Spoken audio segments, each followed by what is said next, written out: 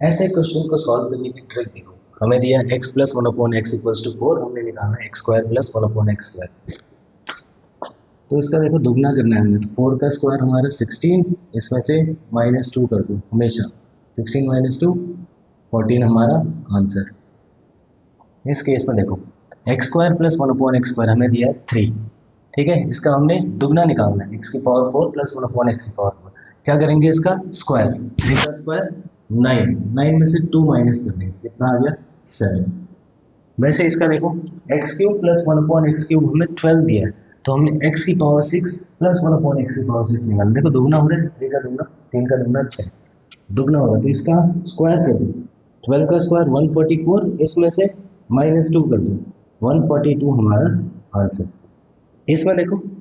x plus one upon x equals to 3 दिया है, हमने निकालना है x to the power 4 plus one upon